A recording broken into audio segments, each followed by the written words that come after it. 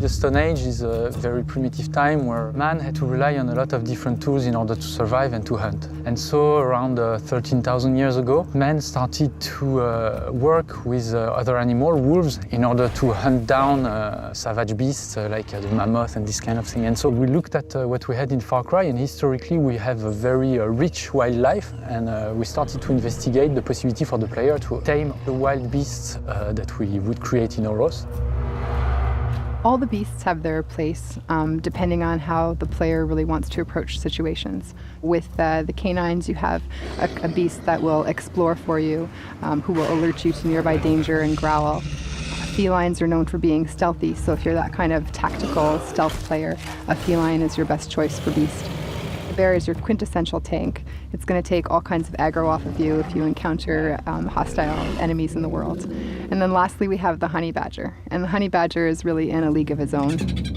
You can send them, to take out a small village. You can use them to distract enemies. You can use them to hunt. So I think it really opens up the types of gameplay that you can do. I was playing last night and I had a great moment where there was a small village with a couple of people, and I just went in with my saber-toothed tiger, and just slowly, one by one, we were picking out enemies. It was just such a good feeling.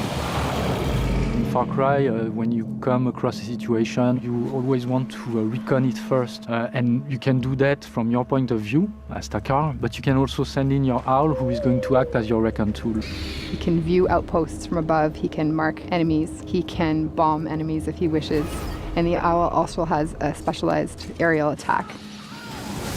Sometimes they feel like they're more aware of what's happening than you are. So often you're going to be walking around and you see nothing, and then suddenly you see your beast reacting to something. The bear, for example, is going to stand on its back legs and it's going to growl and scare those animals away without you even needing to do anything. It's a very different experience because usually in Far Cry it's a little bit more lonely. It's you against everything. So the ability to have your beast at your side, it's very rewarding. You now have a companion, you have a friend, you have a protector that will travel with you through the land and help you fight for survival. What makes, I think, Primal very special is that ability to have the animals. They're an extension of yourself, and they are, I think, your ultimate weapon.